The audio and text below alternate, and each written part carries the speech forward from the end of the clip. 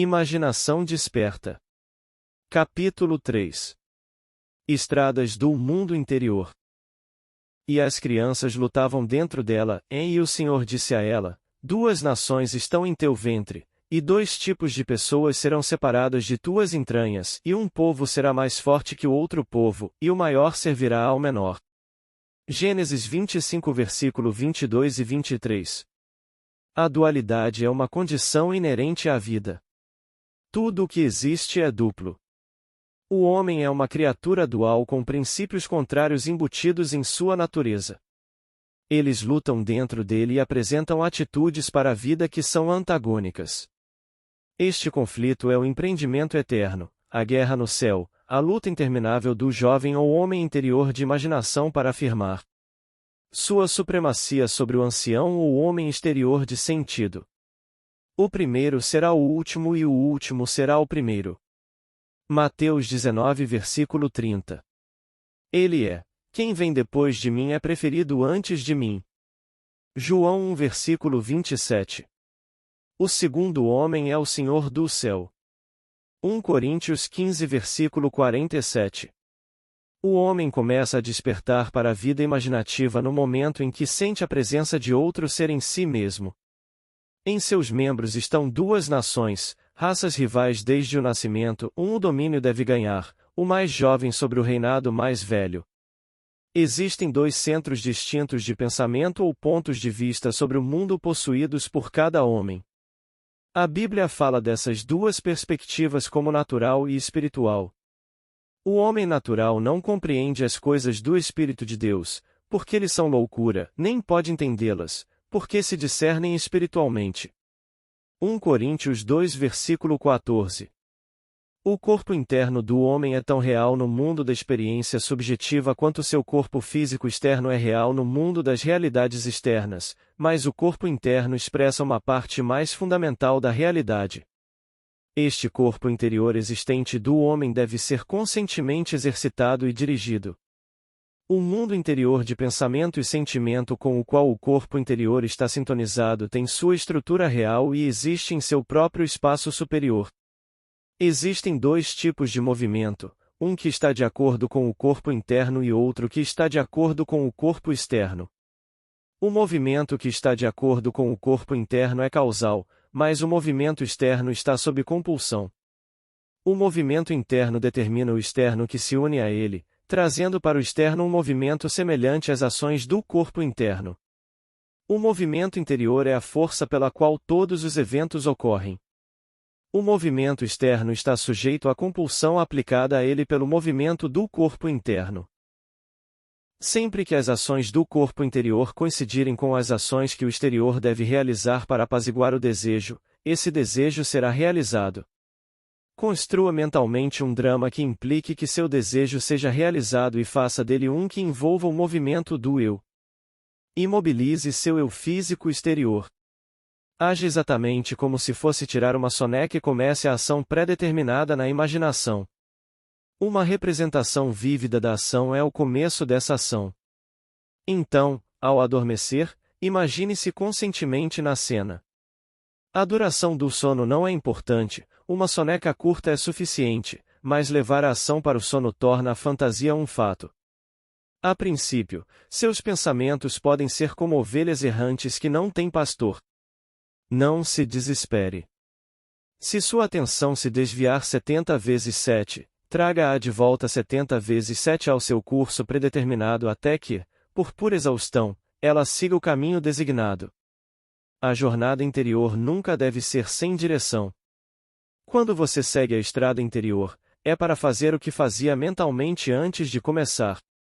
Você vai para o prêmio que você já viu e aceitou. Em The Road to Xanadu, o professor John Livingston Loves diz: mas há muito tempo tenho a sensação que este estudo amadureceu para uma convicção de que fantasia e imaginação não são 2 poderes, mas um. A distinção válida que existe entre eles reside, não nos materiais com os quais eles operam, mas no grau de intensidade do próprio poder operante. Trabalhando em alta tensão, a energia imaginativa assimila e transmuta, em baixa intensidade, a mesma energia agrega e une aquelas imagens que, em seu tom mais alto, se funde indissoluvelmente em uma. A fantasia monta, a imaginação se funde. Aqui está uma aplicação prática desta teoria. Há um ano, uma menina cega que morava na cidade de São Francisco se deparou com um problema de transporte. Um desvio de ônibus a obrigou a fazer 3 baldeações entre sua casa e seu escritório. Isso prolongou sua viagem de 15 minutos para 2 horas e 15 minutos. Ela pensou seriamente sobre esse problema e chegou à conclusão de que um carro era a solução. Ela sabia que não poderia dirigir um carro, mas sentiu que poderia ser conduzida em um. Colocando esta teoria à prova de que sempre que as ações do eu interior corresponderem às ações que o eu físico externo deve realizar para apaziguar o desejo, esse desejo será realizado, ela disse para si mesma. Vou sentar aqui e imaginar que estou sendo levado ao meu escritório. Sentada em sua sala de estar, ela começou a se imaginar sentada em um carro. Ela sentiu o ritmo do motor. Ela imaginou que sentiu o cheiro de gasolina, sentiu o movimento do carro, tocou a manga do motorista e sentiu que o motorista era um homem. Ela sentiu o carro parar e, voltando-se para o companheiro, disse: Muito obrigada, senhor. Ao que ele respondeu: O prazer é todo meu. Então ela saiu do carro e ouviu a porta se fechar quando ela a fechou. Ela me disse que centrava sua imaginação em estar em um carro e, embora cega, via a cidade de seu passeio imaginário. Ela não pensou no passeio. Ela pensou no passeio e tudo o que isso implicava. Esse passeio intencional controlado e dirigido subjetivamente levou sua imaginação a toda a potência. Ela manteve seu propósito sempre diante dela, sabendo que havia a coesão no movimento interno intencional. Nessas jornadas mentais, uma continuidade emocional deve ser sustentada, a emoção do desejo realizado. Expectativa e desejo estavam tão intensamente unidos que passaram imediatamente de um estado mental para um ato físico. O eu interior se move melhor ao longo do curso predeterminado quando as emoções colaboram. O eu interior deve ser acionado, e é melhor acionado pelo pensamento de grandes feitos e ganhos pessoais. Devemos ter prazer em nossas ações. Em 2 dias consecutivos, a cega deu seu passeio imaginário, dando-lhe toda a alegria e vivacidade sensorial da realidade. Algumas horas depois de sua segunda cavalgada imaginária, um amigo lhe contou uma história no jornal vespertino. Era a história de um homem que se interessava por cegos. A garota cega telefonou para ele e relatou seu problema. No dia seguinte, a caminho de casa, parou num bar e ali teve vontade de contar a história da cega ao amigo proprietário. Um estranho, ao ouvir a história, ofereceu-se para levar a menina cega para casa todos os dias. O homem que contou a história então disse: Se você a levar para casa, eu a levarei para o trabalho. Isso foi há mais de 1 ano e, desde aquele dia, essa garota cega tem sido levada e trazida de seu escritório por esses 2 cavalheiros. Agora, em vez de passar 2 horas e 15 minutos em 3 ônibus, ela chega ao escritório em menos de 15 minutos. E naquela primeira viagem até seu escritório, ela se virou para seu bom samaritano e disse: Muito obrigada, senhor, e ele respondeu: O prazer é todo meu. Assim, os objetos de sua imaginação eram para ela as realidades das quais a manifestação física era apenas a testemunha. O princípio animador determinante era o passeio imaginativo. Seu triunfo poderia ser uma surpresa apenas para aqueles que não conheciam sua jornada interior. Ela visualizou mentalmente o mundo a partir desse passeio imaginativo com tamanha clareza de visão que todos os aspectos da cidade ganharam identidade. Esses movimentos internos não produzem apenas movimentos externos correspondentes, esta é a lei que opera sob todas as aparências físicas. Aquele que pratica esses exercícios de bilocação desenvolverá poderes incomuns de concentração e quietude e inevitavelmente atingirá a consciência desperta no mundo interno e dimensionalmente maior. Realizando fortemente, ela realizou seu desejo, pois, Vendo a cidade com o sentimento de seu desejo realizado, ela igualou o estado desejado e concedeu a si mesma aquilo que os homens adormecidos pedem a Deus. Para realizar seu desejo, uma ação deve começar em sua imaginação, além da evidência dos sentidos, envolvendo o movimento de si e implicando realização de seu desejo. Sempre que for a ação que o eu exterior realiza para apaziguar o desejo, esse desejo será realizado.